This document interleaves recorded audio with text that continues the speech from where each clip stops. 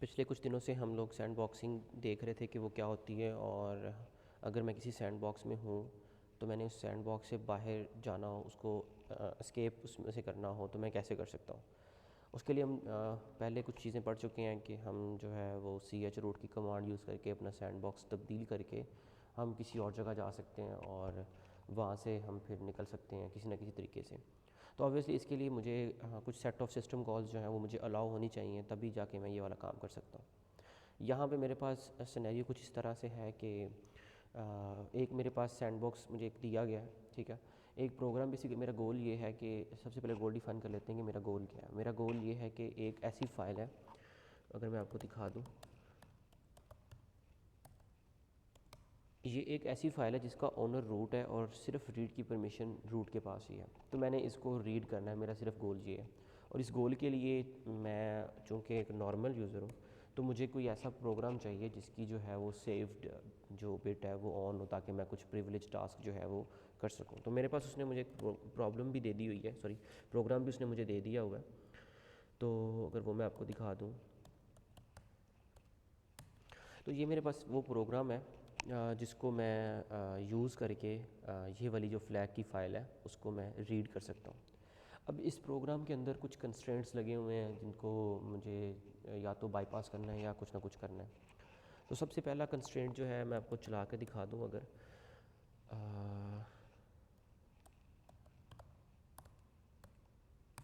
अगर मैं इसको चला के दिखा दूँ तो सबसे पहले तो मुझे ये कह रहा है कि you may open a specified file as a given first argument. मैं इसको कोई पहला आर्ग्यूमेंट पास करूँगा तो ये वो वाली फ़ाइल मेरे लिए ओपन कर देगा। सबसे पहली बात तो मुझे इस इन्फॉर्मेशन यहाँ से ये मिल रही है।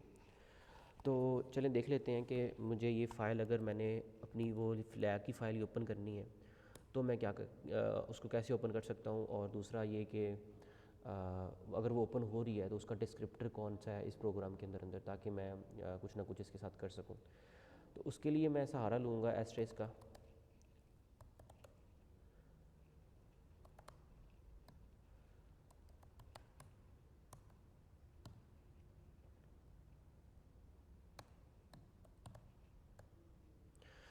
अब सूडो मैंने यहाँ पे इसलिए किया क्योंकि ये मेरी सेव्ड बिट वाली, अलग अलग बात है कि ये मेरी सेव्ड बिट वाली है, लेकिन इसको जो रन करना है तो वो एस्ट्रेस जो है वो रन कर रहा होगा, और एस्ट्रेस की जो है सेव्ड बिट जो है वो ऑन नहीं है। तो इसके लिए अगर मुझे ये वाली फ्लैग वाली फ़ाइल को ओपन करना है जिसके पास मेरे पास प्रिविलेज नहीं है, तो मैं जस्ट चेक करना चाह रहा हूँ कि अगर ये ओपन होती है तो ये कौन से डिस्क्रिप्टर पे ओपन होती है। तो इसलिए मैंने एस्ट्रेस से पहले सूडो लिख दिया होगा, ठीक है। तो देखते हैं कि इसके अंदर ये किस तरह से फ़ाइल ओपन करता है और कौन सा डिस्क्रिप्टर जो है वो हमें रिटर्न करता है। यहाँ पे हमने ढूंढना है उस वाली सिस्टम कॉल को जिसने ओपन किया हो। तो हम देख सकते हैं कि ओपन ऐट की सिस्टम कॉल ने ये वाला फ्लैग वाली फ़ाइल जो है वो ओपन कर दी है। और कहाँ पे ओपन कर दी है? डिस्क्रिप्टर नंबर 3 पे। तो ये मेरे पास एक इन्फॉर्मेशन आ गई हुई है, हम इस इन्फॉर्मेशन को यूज़ करेंगे। देख लेते हैं दूसरी बात ये कि अब अगर मैंने ये वाली फ़ाइल अगर मुझे मिल ही रही है, ये वाली फ़ाइल उसने मुझे बता दिया हुआ है, ठीक है। Successfully open a file located at /flag. ये फ़ाइल ओपन होगी और डिस्क्रिप्टर नंबर 3 पे ओपन हो जाती है, ठीक है। ये हमें पता चल गया हुआ है। अभी वो कह रहा है कि आप मुझे शेल कोड दे सकते हो, ठीक है, जो कि आप जिसके अंदर सिर्फ़ और सिर्फ रीड की सिस्टम कॉल जो है वो यूज़ कर सकते हैं। मैं आपको दिखा दूँ, अगर ये मैंने इसको कोई अजीब सा दिया है, इनपुट दी है, और इसने मुझे यहाँ पे इन्फॉर्मेशन शो करवाई है कि उसने कुछ सिस्टम कॉल्स जो हैं वो, मैंने ऑब्वियसली कोई सिस्टम कॉल अजीब सी नहीं की हुई, मेरा कोड बड़ा अजीब सा था। तो इसने मुझे बता दिया कि सिस्टम कॉल जो है उसकी वजह से मैंने इसको बंद कर दिया। और यहाँ पे इसने मुझे बता दिया कि मेरे पास अलाउड सिस्टम कॉल्स हैं, वो रीड है, जो कि 0 नंबर, उसका सिस्टम कॉल का नंबर 0 है। अब मैंने सिर्फ रीड को यूज़ करना है। मेरे शेल कोड के अंदर सिर्फ रीड की सिस्टम कॉल है चल सकती है, और कोई सिस्टम कॉल जो है वो चल नहीं सकती। अगर मैं इस बारे में ये भी सोचूं कि मैं multi level shell code use कर सकता हूँ, तो पहला वाले के अंदर 0 रख के बाद में भी जो आ रहे हैं, तो किसी में भी अगर आ रहे हैं सिस्टम कॉल जो 0 के बगैर वाली है, तो उसने इसको फ़िल्टर किया हुआ है, तो सिस्टम कॉल चल नहीं सकती। बेसिकली ये सैंड बॉक्स के अंदर जो उसने प्रोटेक्शन यूज़ की हुई है। अब मैंने इस प्रोटेक्शन को भी बाईपास करना है, और सैंड बॉक्स से बाहर जो पड़ी हुई है फ़ाइल उसको भी मैंने रीड करना है। बाय द वे, मेरा जो सैंड बॉक्स बनता है उसने मुझे यहाँ पे बताया है या नहीं बताया, मेरा सैंड बॉक्स जो है वो टेम्प की डायरेक्टरी के अंदर बन रहा होता है, लेकिन मेरी जो ओरिजिनल फाइल है वो रूट की डायरेक्टरी में पड़ी हुई है।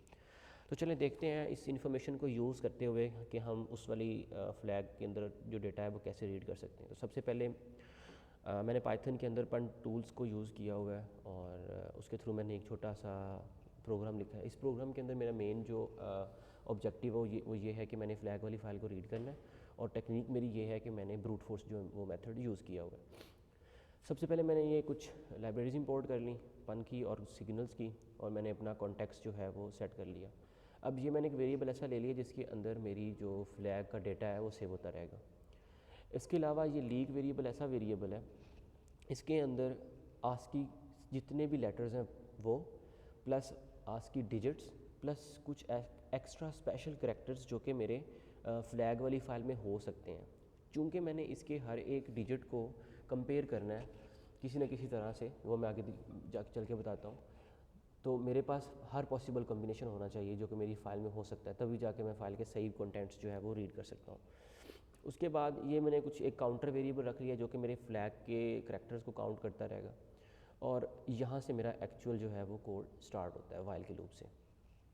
अच्छा, सबसे पहले मैंने एक वाइल की लूप चला दी, और ये लूप कब तक चलेगी, जब तक कि मुझे ये वाला करैक्टर नहीं मिल जाता।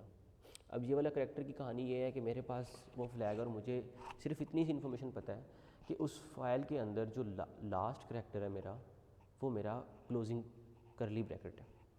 इसलिए मैंने कहा कि अगर तो मेरी फ्लैग के अंदर वो वाली आ जाती है तो मेरा ये वाला लूप ब्रेक कर दो, अदरवाइज़ जो है वो तब तक ढूंढते रहो। फिर मैंने क्या किया, मैंने एक लूप चला लिया जिसके अंदर मैं ये कर रहा हूँ, लूप मेरा जितनी इसके अंदर स्ट्रिंग्स पड़ी, जितनी ऑल पॉसिबल कम्बिनेशन इसके हो सकते हैं, मैंने उस सारे के सारे कम्बिनेशंस को उठाया और हर एक के ऊपर मैंने लूप चलाना शुरू कर दिया। अब सबसे पहले मैं आपको दिखा देता हूँ कि मैं जब इस प्रोग्राम को चला रहा हूँ और इसको मैं शेल कोड जो दे रहा हूँ, वो शेल कोड बेसिकली कर क्या रहा है, सबसे पहले वो डिस्कस कर लेते हैं। फिर देखते हैं कि ये फॉर लूप और ये मैंने ये चीज़ें क्यों लगाई और मैं किस तरह से कंपैरिजन वगैरह कर रहा हूँ। शेल कोड की बात करें तो जैसे मैंने बताया कि मैं इसके अंदर सिर्फ़ और सिर्फ रीड की सिस्टम कॉल यूज़ कर सकता हूँ। तो उसके लिए मैंने यहाँ पे आप देख लें कि सिर्फ रीड की ही सिस्टम कॉल है, उसके अलावा कोई सिस्टम कॉल नहीं है। अब कुछ इस तरह से सिनेरियो है कि मैंने पहले बताया आपको कि जब मैं फॉरवर्ड / फ्लैग को ओपन करता हूँ, जो कि मैं उसको आर्ग्यूमेंट में एक फ़ाइल का नाम पास करता हूँ, वो मुझे तीसरे डिस्क्रिप्टर पे ओपन करके दे देता है। तो मैंने रीड की सिस्टम कॉल को बोल दिया कि डिस्क्रिप्टर नंबर 3 से जाके मैंने रीड करना है, और RSI के अंदर जो मैंने उसको एड्रेस बताना है कि जहाँ पे उसने राइट करना है, वो मैंने इसको बता दिया कि आप जो है वो जाके मेरे स्टैक पे राइट करवाते जाएँ। और उसके साथ ही मैंने जो है RDX के अंदर बता दिया कि मेरे एटलीस्ट इतने करैक्टर रफली जो है वो रीड करके यहाँ पे रखवा दो, और मैंने सिस्टम कॉल कर दी। अब ये सिस्टम कॉल क्या करेगी, मेरी फ्लैग की फ़ाइल को, सारी की सारी फ्लैग की फ़ाइल को रीड करेगी, उसका जो भी डेटा है वो उठा के जो है स्टैक पे रख देगी। अब जैसे मैंने बताया कि ये मेरा नंबर काउंटर है, ठीक है। अब मैंने क्या करना है, मैंने अपनी जो डेटा मेरा स्टैक के ऊपर राइट हो चुका है, जो मेरा गोल डेटा है, जिसको मैं पढ़ना चाह रहा हूँ, वो डेटा मेरा स्टैक पे ऑलरेडी पड़ा हुआ है। तो मैं उसको अब जो है कंपेयर करूँगा हर पॉसिबल करैक्टर के साथ। अगर तो उसके साथ मैच कर रहा है तो मैं उसको ले लूँगा, अदरवाइज़ जो अगर कोई और डेटा है तो वो मैं स्किप करवा दूँगा। उसके लिए फिर मैंने ये किया है कि मैंने स्टैक के ऊपर सबसे पहले मैंने जो ऑफसेट दिया हुआ इसको नंबर, सबसे पहले तो इस तरह से काम करेगा कि पहली इटरेशन के अंदर जो पहला करैक्टर है स्टैक के ऊपर जो पड़ा है उसको कंपेयर करेगा। कंपेयर किसके साथ करेगा, जो मेरी लीक जो मैंने लिया था, ऑल पॉसिबल लीक के अंदर जो ऑल पॉसिबल करैक्टर्स लिए थे उसके साथ। अब यहाँ पे मैंने उसको कन्वर्ट पहले कर दिया हुआ है, चूँकि वो करैक्टर्स हैं तो मैंने उनकी आस्की वैल्यू मुझे चाहिए जो कि जिनको मैं कंपेयर कर सकता हूँ। तो उसके लिए मैंने ये पाइथन का ORD फंक्शन यूज़ किया, जिसको हम अगर कोई करैक्टर दें तो ये उसको कन्वर्ट करके हमें उसकी आस्की रिटर्न करता है।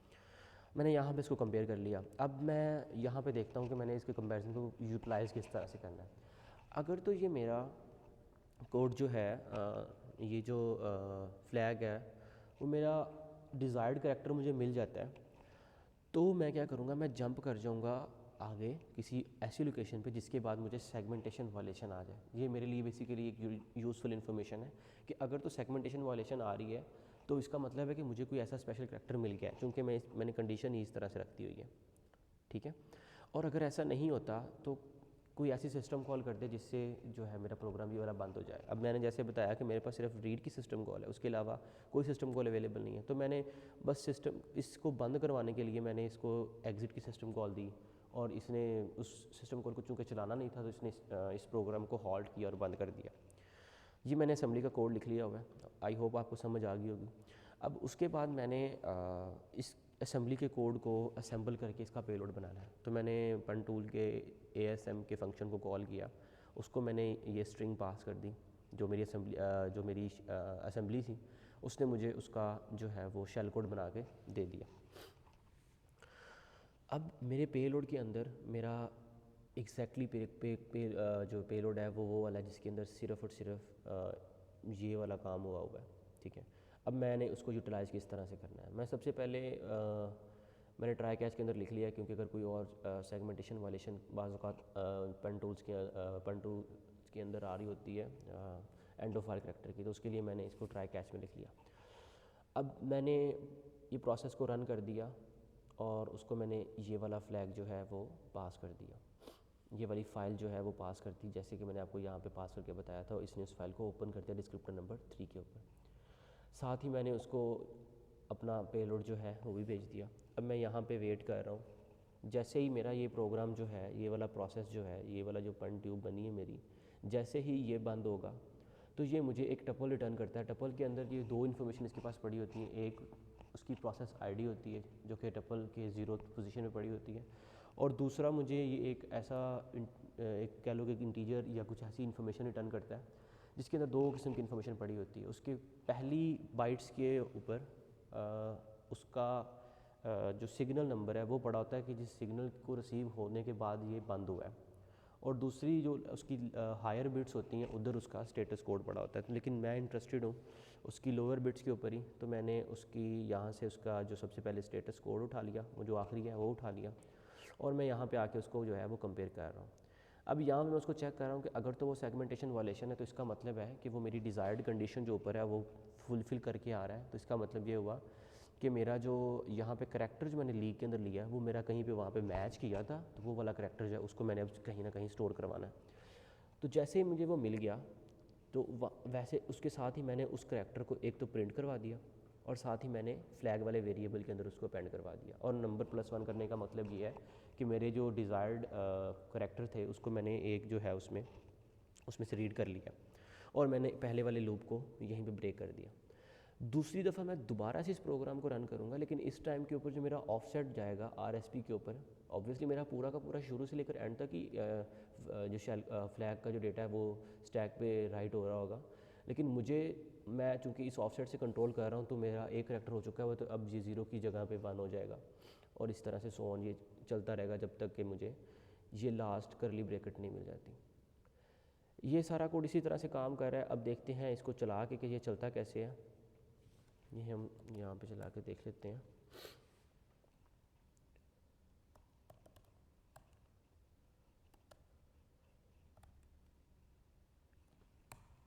अब जैसे ही मैंने इसको चला दिया, अब ये चल रहा है, और चूँकि ये एक ब्रूट फोर्स मेथड है तो ये थोड़ा सा टाइम लेगा, और ये कंपैरिजन जो है वो उसने करना शुरू कर दिया। देखें इसने मुझे सक्सेसफुली करैक्टर्स जो हैं वो मेरी /फ्लैग की जो फ़ाइल है ये वाली फ़ाइल जो है इसने इस वाली फ़ाइल से रीड करना शुरू कर दिया हुआ है, और वो स्क्रीन पे जो है वो दिखाना शुरू कर दिया हुआ है।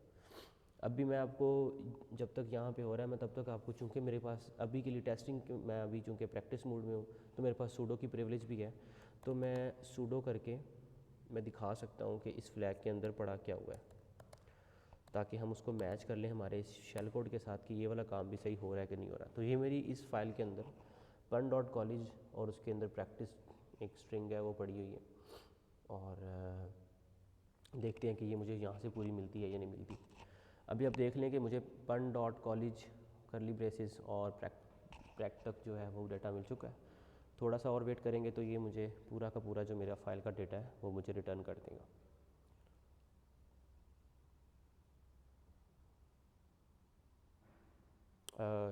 यहाँ पे एक चीज़ जो है वो मैं और मेंशन कर देता हूँ। इनफैक्ट चलो ठीक है यहाँ पे आप देख सकते हैं कि मुझे जो है वो मेरा पूरा शेल कोड ने जो भी काम करना था मुझे वो कर दिया है और मेरी डिज़ायर्ड जो है वो फ़ाइल उसने मुझे रीड करके दे दी है। इसके साथ अल्लाह हाफ़िज़।